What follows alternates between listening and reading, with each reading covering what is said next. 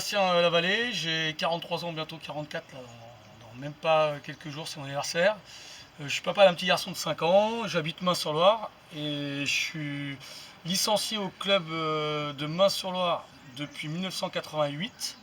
Donc ma première licence à l'âge de 6 ans.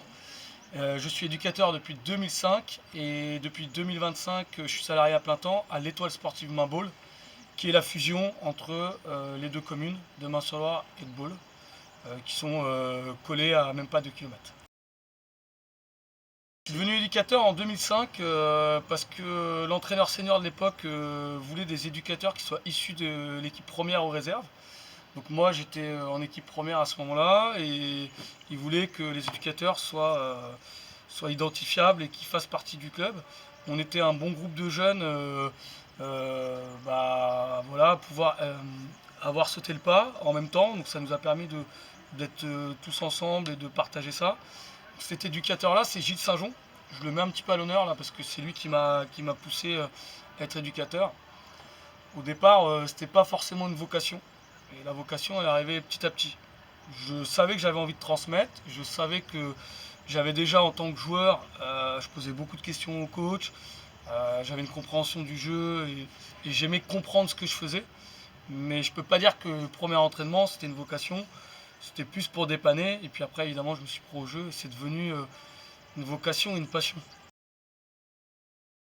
Alors, ma première séance, exactement, non. Par contre, les premières semaines, quand j'ai commencé, ouais, je m'en souviens très bien. J'ai commencé à l'époque, ça s'appelait les Benjamins, qui sont l'équivalent maintenant, je crois, des U10-11. J'étais avec deux personnes qui étaient un peu à l'ancienne, Daniel et Camille. Et en fait, l'idée, c'était vraiment, moi, d'apporter ma jeunesse, d'observer au départ, mais j'étais très tôt dans l'animation, dans la création d'ateliers, d'exercices. Et, euh, et tout de suite, ce qui m'a marqué, c'est que je me suis dit, il faut que je fasse et que je mette en place ce que moi j'ai pas eu en tant que joueur quand j'étais joueur. Donc je me suis dit, tout ce que les éducateurs ont mal fait et que j'ai eu, je vais essayer de ne pas le refaire et je vais essayer d'apporter autre chose. Mais très vite, je me suis mis dans ce mode-là. Ça ne veut pas dire que je ne me suis pas trompé, mais en tout cas, c'était mon mantra dès les premières séances. Bah, il était assez irrégulier, un peu comme, comme la vie peut l'être en général. Très vite, j'ai passé entre 2005 et 2008 I1, I2, I3, dont l'I3 à l'époque qui se faisait déjà à Châteauroux, qui était une formation qui était assez conséquente, qui était sur une semaine et pas sur 2 samedis, qui était, qui était déjà pas mal dense. Et puis en fait, à partir de 2008, j'ai complètement arrêté les formations parce que en fait, je parlais trop de foot. Et honnêtement, à un moment donné, je me suis dit, je vais pas en faire mon métier parce que j'ai d'autres centres d'intérêt et j'ai eu cette réflexion-là. Donc j'ai bossé dans d'autres choses pendant plus de 10 ans. Et puis en 2018, je suis revenu dans le monde du foot après plus de 10 ans en logistique. J'avais plus de 30 ans et en 2024, j'ai décidé de passer le BMF. Donc presque 15 ans après, je suis revenu dans le cursus de formation pour me permettre de me moderniser, pour me permettre aussi d'échanger, de me remettre en question, de sortir de ma zone de confort. Donc, et là maintenant j'en fais mon métier. Alors semaine type, il n'y en a pas. Il n'y a pas de semaine type parce qu'il y a beaucoup d'imprévus, parce qu'il n'y a pas beaucoup de semaines qui se ressemblent, parce qu'on nous rajoute souvent des choses. Après, en gros, une semaine type, c'est le lundi, je fais un retour avec les éducateurs et les présidents par téléphone ou par SMS sur le week-end, sur les résultats sportifs, mais aussi sur le comportement, sur le ressenti des éducateurs. Donc je fais de la com avec eux. Ensuite, je prépare des séances, parce que je prépare quand même 4 séances papier par semaine. J'ai les U7, U9 et U11 en catégorie principale, en tant que responsable d'école de foot. Ensuite, j'ai une séance donc le lundi U10, U11. Le mardi, pareil, j'ai une séance U7. Le mercredi, j'ai une séance U9, que tu as pu voir. Le jeudi, j'ai une séance U10, U11. Le vendredi, on pourrait croire que c'est une journée off, mais c'est loin d'être le cas. Le vendredi, je prépare toute la logistique pour le samedi. Donc euh, transport, logistique parents, logistique éducateur, répartition, ce que les éducateurs vont faire dans le samedi, qui s'occupent des plateaux à domicile, à l'extérieur. Et on m'a rajouté aussi cette année, je trace un terrain.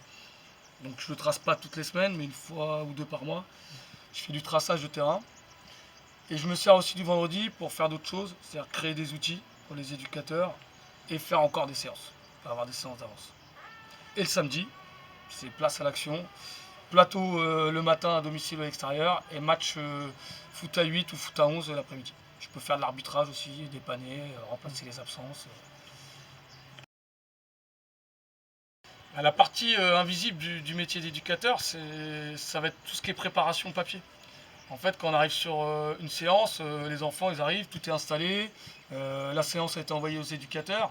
C'est pour ça que moi j'aime bien avoir des séances papier, pour que les enfants, ils voient qu'il y a un support et que j'arrive pas les mains dans les poches.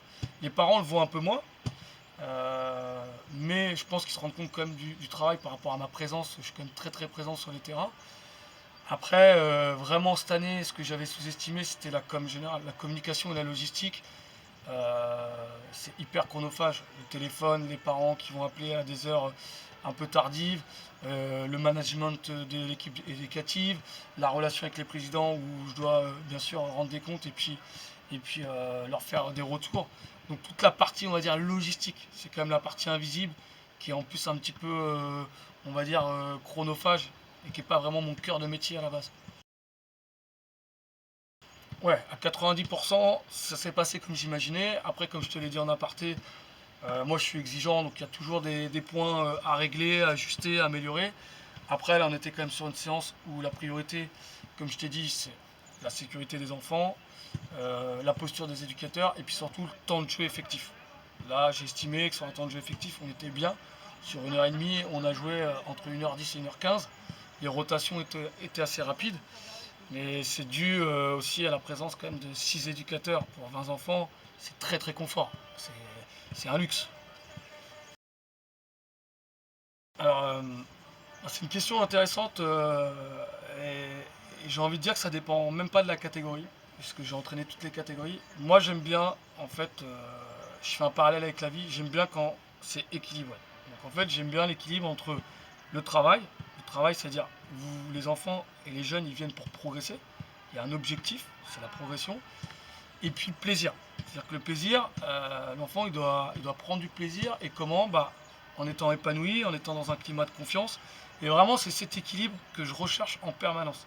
Et c'est le cadre que je donne aux parents, aux enfants dans les réunions de pré-saison, où je dis voilà, on peut travailler. Le travail c'est pas un gros mot, ça ne veut pas dire être sur un truc acharné, mais on doit avoir un objectif de progression, mais on doit aussi prendre du plaisir et se sentir bien quand on vient au foot. Donc c'est vraiment ça l'objectif des séances, c'est la priorité quoi. Ah, moi c'est un peu particulier, je suis quasiment, je suis pas né à Main-sur-Loire, mais je suis arrivé très tôt à Main-sur-Loire, j'ai une licence depuis très longtemps ici.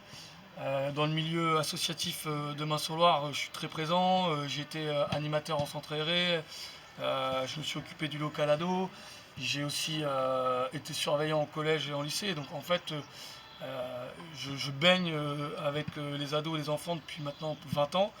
Donc les parents, je les connais. J'ai eu des parents, je les ai eus en tant que joueur. Je les ai eus en tant qu'enfant au centre aéré. J'en ai certains que j'ai eu en tant qu'enfant au collège. Donc il y a une proximité qui est énorme. Franchement, il y a des parents que je considère même comme des amis. Et c'est là où faut faire attention. Parce que d'être trop proche des parents, des fois, par moment, ça peut provoquer des choses, un peu d'injustice. Donc il faut faire attention à ça. Il faut réguler. Il faut quand même garder une certaine distance et faire la part des choses. Et c'est pas parce que je connais bien un enfant et ses parents que je vais lui laisser passer plus de choses, que je vais le convoquer plus que d'autres. En fait, il faut être juste. Je pense que là, elle va pas beaucoup changer. Tu m'aurais dit ça il y a 10 ans et me voir maintenant, je pense que je t'aurais dit qu'il y aurait eu de l'évolution. Là, je suis quand même arrivé à un stade où j'ai plus de 40 ans, où j'ai 20 ans d'expérience dans le milieu du foot, dans le milieu associatif. Je pense pas que dans 10 ans, je serai énormément en termes de personnalité, de caractère et même de méthodologie, je vais pas énormément changer. Par contre, peut-être, ça fait quand même plus de 35 ans que je suis au club. Peut-être qu'un jour, il va falloir que j'aille voir aussi ailleurs, voir si mes méthodes, je peux les mettre en place dans une autre structure. Euh, je sais pas, donc peut-être que dans 10 ans, je serai dans une autre structure ou alors travailler dans le foot d'une autre manière. Peut-être plus en tant qu'observateur. Euh, J'aspire peut-être plus à ça finalement, à être moins dans la compète, moins dans les résultats, et plus dans l'observation, peut-être même dans l'aide aux autres éducateurs. Je sais pas, tu vois, je suis en train de réfléchir en même temps que je te réponds. Peut-être que je pourrais t'amener à ça, quoi. Alors moi, dans un club comme Nassau-Loire Ball, enfin l'étoile sportive Maball, c'est vraiment la progression des enfants. Le résultat, c'est qu'une finalité. Je suis un gagneur, je suis un ultra compétiteur, mais en fait, vouloir gagner à tout prix et délaisser à la fois le jeu, les valeurs et nos convictions, c'est pas ma philosophie. Donc, en tout cas, dans les petites catégories, je parle pas au niveau des seniors, je distingue l'éducateur de l'entraîneur. Là, on parle vraiment du métier d'éducateur. Euh, il faut qu'un joueur, quand je l'ai pris au mois de septembre, il faut qu'il ait progressé, quel que soit son niveau. S'il n'a pas progressé, c'est que j'ai mal bossé avec lui, ou alors qu'il n'a pas été réceptif à nos méthodes. Mais c'est la progression et l'épanouissement de chaque joueur avant tout. Et après, évidemment, on va regarder les résultats, et si on a pris que des volets au bout d'un moment, c'est qu'on n'a pas non plus très bien travaillé. Mais le résultat reste que la finalité. Le moyen, c'est ce qu'on met en place, les ingrédients qu'on met en place, quoi. Alors, je me doutais que tu allais me poser cette question, et pour moi, il n'y en a pas une. Je ne peux pas t'en donner qu'une. Pour moi, il y en a trois. Il y en a trois, j'ai un peu réfléchi en me disant que tu allais me poser cette question. Et pour moi, la première, c'est presque un état d'esprit. C'est-à-dire qu'à partir du moment où tu as cessé d'apprendre, tu ne peux plus transmettre pour moi. En fait, c'est une idée qui est simple. Si toi, en tant qu'éducateur, tu n'as plus envie d'apprendre, tu cesses d'avoir l'esprit ouvert, je vois pas comment tu vas pouvoir transmettre des choses aux enfants ou aux joueurs. Donc en fait, c'est l'ouverture d'esprit. Ça, c'est la première chose. C'est-à-dire tester, oser, se tromper, modifier, se remettre en cause. Voilà. Ensuite, la deuxième, j'ai pas vu, que ce soit des U6 aux seniors et même dans des clubs à plus haut niveau, j'ai pas vu des équipes ou des clubs réussir, alors je me trompe peut-être, mais sans mettre l'humain et le relationnel à la base de tout. Pour moi, c'est le ciment d'une équipe. Avant de constituer une équipe, il faut que ton groupe y vive bien. Donc mettre l'humain, c'est-à-dire que chez les petits, je vais parler en tant qu'éducateur, ils doivent avoir un climat de confiance. C'est-à-dire que s'ils veulent se tromper, il faut qu'ils soient en confiance pour pouvoir réessayer, oser, ne pas avoir peur, prendre des risques. Moi, un enfant qui ne fait rien sur un match parce qu'il a peur de se faire engueuler par son éducateur ou par son parent, c'est la pire des choses. En fait, il faut mieux faire et mal faire que ne rien faire du tout. Il faut être acteur. Donc la première chose, l'ouverture d'esprit. Deuxième chose, le relationnel, mettre l'humain au centre de tout. Et le troisième, qui est peut-être le plus dur, c'est la cohérence. La cohérence avec ses convictions. C'est-à-dire que moi, souvent, quand j'ai débuté, je disais des choses que je faisais pas, et je faisais des choses que je disais pas. Donc en fait, il faut qu'il y ait une cohérence entre les actes et les paroles. Si tu n'as pas de cohérence, en fait, et encore plus dans le monde adulte, tu vas te faire avoir, ils vont te sauter dessus. Je te prends un exemple concret. C'est en début de saison avec des seniors, tu dis ceux qui viennent pas à l'entraînement, ils jouent pas le dimanche. Imagine, tu as ton gardien qui vient pas à l'entraînement. Tu joues sans gardien le week-end. À un moment donné, il faut que tu te laisses une porte de sortie. Il faut que tu te laisses une flexibilité. Donc il faut que tu sois cohérent. Si tu dis vraiment que celui qui vient pas la semaine, sachant que tu entraînes des amateurs, ils jouent pas le dimanche, tu te tires une balle dans le pied dès le départ. Donc il faut être cohérent. Alors on va dire humainement, c'est il n'y a pas longtemps, quand j'ai eu mon BMF, je poste rarement des choses sur les réseaux, j'avais posté que j'avais eu mon diplôme, parce que mine de rien, tu le sais, c'est quand même une année où ce qui est chargé, surtout quand tu travailles à côté, quand tu as une vie de famille comme toi ou comme moi ou comme d'autres. Euh, donc j'avais posté sur les réseaux que j'avais eu mon diplôme, et j'ai un ancien joueur qui a maintenant plus de 30 ans, qui habite en Corse, il se reconnaîtra peut-être, qui m'a envoyé un message et il m'a dit Seb, c'est mérité, donc déjà merci. Et derrière, il m'a dit je me suis resservi des choses que tu m'as appris au foot, dans le monde du travail et dans ma vie de tous les jours. Et je lui ai dit, bah quoi? Il m'a parlé de valeur de travail, d'effort, de pas s'arrêter au moindre obstacle. Ça m'a fait, humainement, j'ai trouvé que c'était le genre de message. Alors j'attends rien moi des joueurs, j'attends pas de gratitude, moi je fais ça, j'attends pas de retour, mais ça m'a fait énormément plaisir. Et sportivement, euh, c'est la saison un peu avant le Covid, j'avais des U12, U13, j'avais une génération de joueurs qui s'entraînaient très dur, et quand on arrivait en match, tout était facile. Et moi je me mettais sur le bord, sur le côté, et en fait j'étais comme un chef d'orchestre, je leur donnais quelques infos, et ils jouaient leur partition, j'avais rien à faire. Et c'était je me lève parce que je suis acteur, mais c'était d'un plaisir. En fait, j'étais pas là à la téléguidée, et en fait, ils avaient compris ce que je leur demandais. Et il y avait une sorte d'ambiance qui était très très bonne. Et tiens, c'est marrant, il y a un joueur senior qui fait partie de cette génération. Et malheureusement, le Covid est arrivé et ça nous a un peu coupé l'herbe sous le pied et on n'a pas fini la saison. Mais c'était une saison où les joueurs étaient tellement en osmose avec ce que je leur demandais, je n'avais même pas besoin en fait de leur donner de principes de jeu. Ça jouait naturellement, ça se faisait plaisir, ça gagnait, c'était top. Je dirais qu'il faut qu'ils privilégient le climat de confiance avant le contenu. En fait, tu peux mettre en place les meilleurs exercices du monde si tes joueurs, donc je parle là d'éducateurs, pas d'entraîneurs, si tes joueurs, tes jeunes joueurs, ils sont pas en climat de confiance, tu n'arriveras pas à obtenir des choses. Le contenu c'est important, mais il faut privilégier la pédagogie, le climat de confiance avec les enfants. Et pour un petit peu, c'est pas un deuxième conseil, mais ça fait partie de ça, en fait, pour être un entraîneur, il faut être entraînant, il faut être passionné, faut être passionnant. En fait, faut pas être déprimé, quoi. Tu peux pas arriver sur le terrain avec des jeunes de 6-7 ans, avoir la tête baissée, dire ne pas être dynamique. En fait, faut qu'ils sentent que tu es passionné, qu'ils sont en confiance et les booster sans arrêt, quoi. Je mets à l'honneur tous les bénévoles du club que j'ai rencontrés et même ceux que j'ai rencontrés il y a des années, parce que en fait j'ai vu des gens franchement passer du temps, faire des choses. Et dans le monde actuel où en fait c'est compliqué, ça peut être compliqué de donner du temps et de partager. Quand on vient dans un club et qu'on voit le nombre de bénévoles qui donnent de leur temps, sans eux, on n'est pas grand-chose. Moi maintenant je suis salarié, donc c'est légitime que je donne du temps, mais voilà, je leur tire mon chapeau. Après, pour les gens spécifiquement, Gilles Saint-Jean qui m'a mis le pied à l'étrier pour le foot, et puis Jacques Froissart, j'ai eu un éducateur qui m'a énormément marqué en tant que joueur, qui a apporté quelque chose que j'ai rarement vu dans le foot, qui est l'humour. En fait, je trouve que dans le monde du foot, par moments on manque d'humour et de recul, et lui il m'a apporté ça, et j'ai adoré jouer pour lui. Et puis dernièrement, moi je fais un coucou à Clément, que je t'ai parlé tout à l'heure, Clément Massenet, qui pareil, dans sa manière de me former au BMF, j'ai trouvé qu'il y avait une dimension humaine, réfléchie, que j'ai bien aimée.